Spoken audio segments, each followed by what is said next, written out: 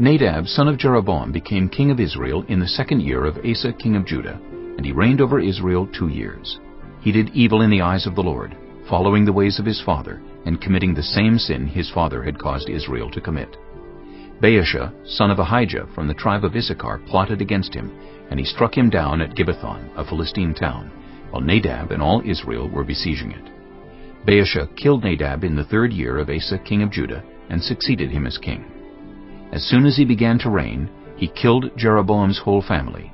He did not leave Jeroboam anyone that breathed, but destroyed them all, according to the word of the Lord given through his servant Ahijah the Shilonite. This happened because of the sins Jeroboam had committed and had caused Israel to commit, and because he aroused the anger of the Lord, the God of Israel.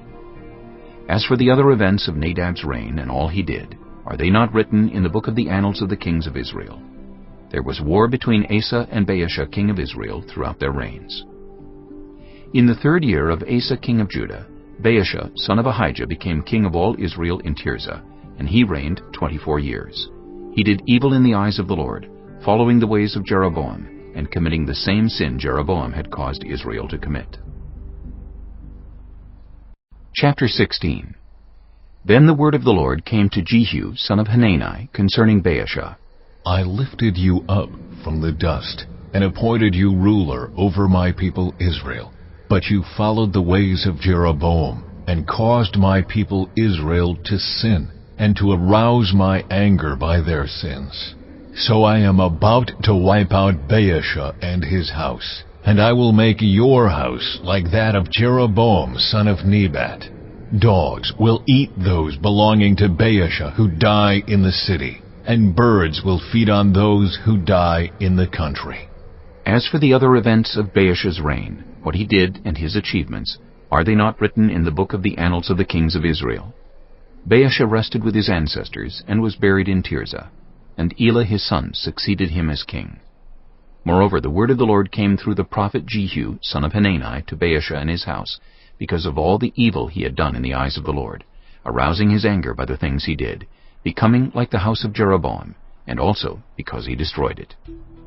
In the 26th year of Asa king of Judah, Elah son of Baasha became king of Israel, and he reigned in Tirzah 2 years. Zimri, one of his officials, who had command of half his chariots, plotted against him. Elah was in Tirzah at the time, getting drunk in the home of Arza, the palace administrator at Tirzah. Zimri came in, struck him down, and killed him in the 27th year of Asa king of Judah.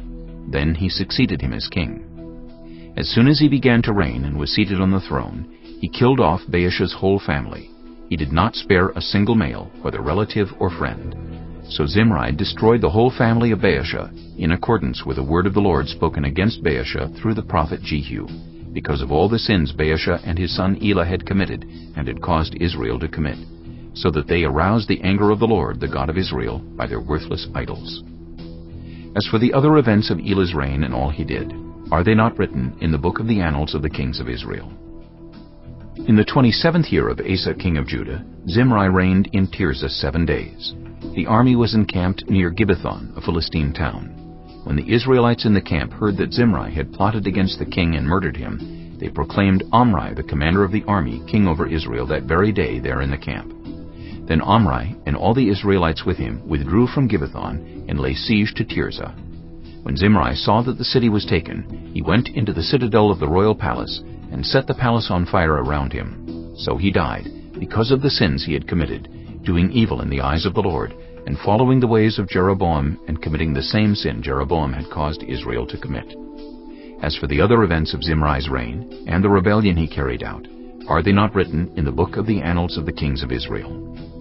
Then the people of Israel were split into 2 factions.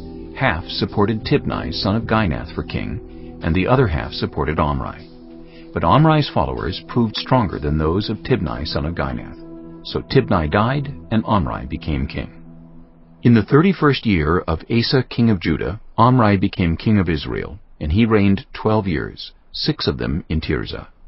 He bought the hill of Samaria from Shemer for 2 talents of silver, and built a city on the hill, calling it Samaria, after Shemer, the name of the former owner of the hill. But Omri did evil in the eyes of the Lord, and sinned more than all those before him.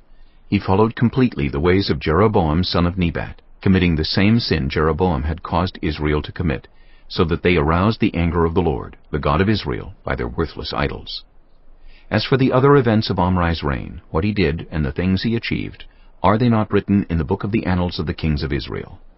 Omri rested with his ancestors and was buried in Samaria, and Ahab his son succeeded him as king. In the 38th year of Asa king of Judah, Ahab son of Omri became king of Israel, and he reigned in Samaria over Israel 22 years. Ahab son of Omri did more evil in the eyes of the Lord than any of those before him. He not only considered it trivial to commit the sins of Jeroboam son of Nebat, but he also married Jezebel, daughter of Ethbaal, king of the Sidonians, and began to serve Baal and worship him. He set up an altar for Baal in the temple of Baal that he built in Samaria. Ahab also made an Asherah pole, and did more to arouse the anger of the Lord, the God of Israel, than did all the kings of Israel before him. In Ahab's time, Hiel of Bethel rebuilt Jericho. He laid its foundations at the cost of his firstborn son Abiram, and he set up its gates at the cost of his youngest son Segub, in accordance with the word of the Lord spoken by Joshua son of Nun.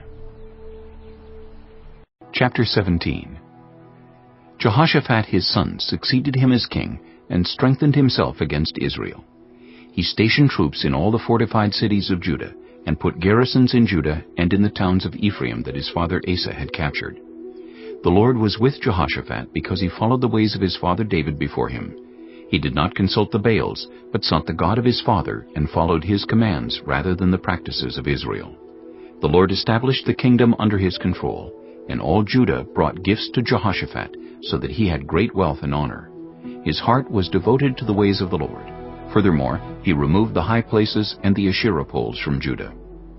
In the 3rd year of his reign, he sent his officials, Ben-Hail, Obadiah, Zechariah, Nethanel, and Micaiah, to teach in the towns of Judah.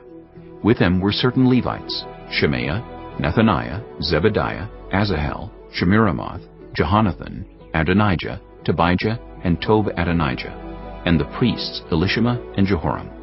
They taught throughout Judah, taking with them the book of the law of the Lord.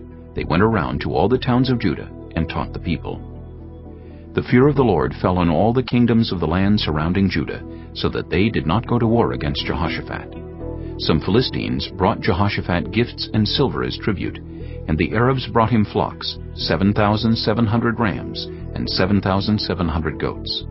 Jehoshaphat became more and more powerful. He built forts and store cities in Judah, and had large supplies in the towns of Judah. He also kept experienced fighting men in Jerusalem. Their enrollment by families was as follows. From Judah, commanders of units of 1,000. Adnah the commander, with 300,000 fighting men. Next, Jehohanan the commander, with 280,000. Next, Amasiah, son of Zichri, who volunteered himself for the service of the Lord, with 200,000. From Benjamin, Eliada, a valiant soldier, with 200,000 men armed with bows and shields. Next, Jehozabad, with 180,000 men armed for battle. These were the men who served the king, besides those he stationed in the fortified cities throughout Judah.